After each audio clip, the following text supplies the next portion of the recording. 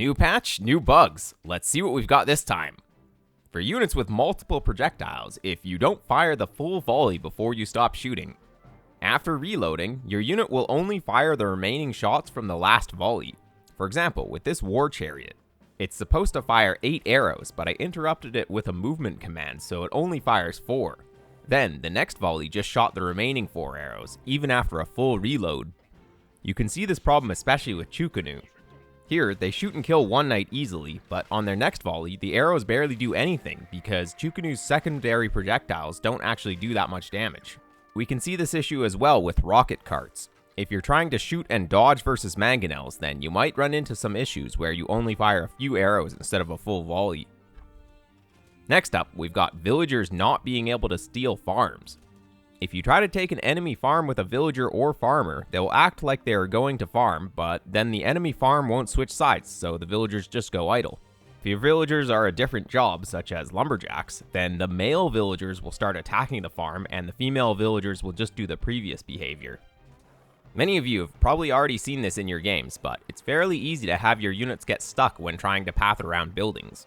With this type of setup and clicking at the right time, it's simple to get infinitely stuck against the stable. Luckily, you can easily get out of this bug state with a stop command. Here's one for the samurai lovers out there. You know how they added a new mechanic where samurai will charge at enemies when they get close enough? This makes them move faster until they reach the target. If you issue a guard command on your own units, you can get this speed bonus at any time. If you issue shift movement commands, they lose the speed, but with normal movement commands, they will keep their speed forever. This next one was in my previous bug video, so I won't get too into it, but since it hasn't been fixed yet, I decided to include it. You can still teleport units by garrisoning 2 units that are able to, then clicking the UI to ungarrison. This will send the units from one unit to the other instantly. This one probably doesn't affect 99% of you, but for the siege tower enjoyers out there, did you know that when controlling multiple siege towers in a group, when they get attacked, they run away from the enemy?